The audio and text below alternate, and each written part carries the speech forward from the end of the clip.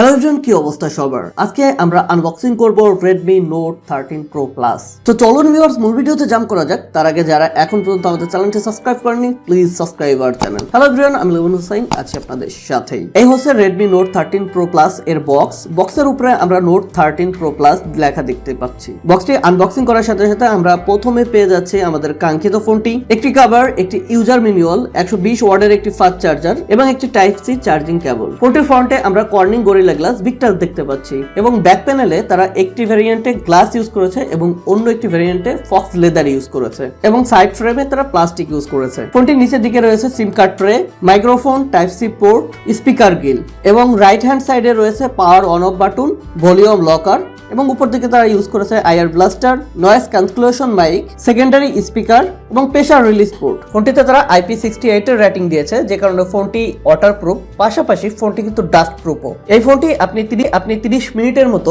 পানির মধ্যে ইউজ করতে পারবেন, তেমন কোনো ফিজিক্যাল ড্যামেজ হবে না এবং এটা আমরা পরীক্ষা করেছিলাম, যথেষ্ট ভালো ফিডব্যাক পেয়েছি। ফোনটির ফ্রন্টে তারা ব্যবহার করেছে 6.67 ইঞ্চির একটি অ্যামোলেড ডিসপ্লে, যার রেজোলিউশন রয়েছে 1220x2712 pixel, 20:9 ratio, 446 ppi density. ডিসপ্লেতে রয়েছে HDR10+ এর সাপোর্টেড এবং 120 hertz refresh rate. Screen to body ratio 93.35। যথেষ্ট ভালো একটা ডিসপ্লে তারা প্রোভাইড করেছে। আপনি যে কোনো ধরনের হাই রেজোলিউশনের ভিডিও এই ফোনটিতে ইজিলি দেখতে পারবেন, তেমন কোনো ল্যাগ দেখতে পাবেন না। শ্যাডো এরিয়াতে যথেষ্ট ভালো ব্রাইটনেস পেয়েছি, ডিরেক্ট সানলাইটে ব্রাইটনেস ঠিকঠাক ছিল।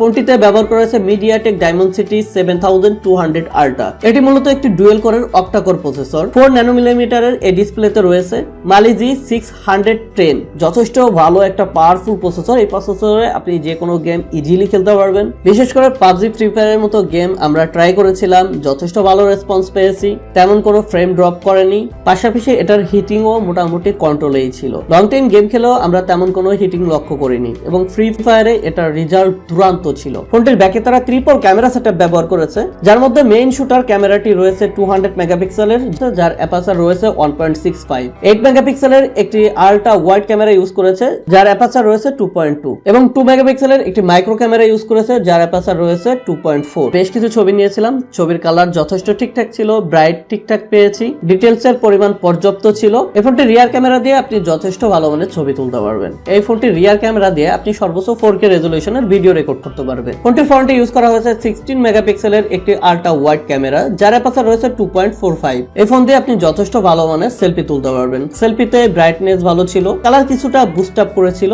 একটু সোশ্যাল মিডিয়া রেডি টাইপের ছবি তারা প্রোভাইড করে, ছবিগুলো দেখতে মোটামুটি সুন্দরই লাগে। এই ফোনটির ফ্রন্ট ক্যামেরা দিয়ে আপনি সর্বোচ্চ 1080 fps এ ভিডিও রেকর্ড করতে পারবেন। ফোনটিতে চার্জিং সাপোর্টের জন্য তারা ইউজ করেছে 5000 mAh এর লিথিয়াম পলিমার একটি নন রিমুভেবল ব্যাটারি। যথেষ্ট পাওয়ারফুল ব্যাটারি তারা ইউজ করার কারণে এই ফোনটি আপনি লং টাইম ইউজ করতে পারবেন, অনায়াসে আপনি একদিন পার করে ফেলতে পারবেন এবং আপনি যদি হাই ইউজার না হন তাহলে 2 দিনের কাছাকাছি এই ফোনটি ইউজ করতে পারবেন। 5000 mAh এর এই ব্যাটারিকে চার্জ দেওয়ার জন্য আপনি ফোনের বক্সের মধ্যেই পেয়ে যাবেন 120 ওয়াটের একটি ফাস্ট চার্জার, যে চার্জার দিয়ে আপনি আপনার ফোনটি ফুল চার্জ দিতে 20 থেকে 22 মিনিটের মতো সময় লাগবে। ফোনটি বেশ কিছু ভেরিয়েন্টে লঞ্চ করেছে, বাট প্রত্যেকটা ভেরিয়েন্টে কিন্তু 8GB র্যাম রয়েছে এবং 128GB স্টোরেজের একটি ভেরিয়েন্ট রয়েছে, 256GB স্টোরেজের একটি ভেরিয়েন্ট রয়েছে এবং 512GB স্টোরেজের একটি ভেরিয়েন্ট রয়েছে। 8GB র্যাম, 256GB স্টোরেজের এই ফোনটি যদি এখন আপনি বাংলাদেশ থেকে ক্রয় করতে যান, আপনার খরচ পড়বে 38,000 টাকা। ফোনটি আপনাদের কেমন লাগলো আশা করি সবাই কমেন্ট করে জানাবেন।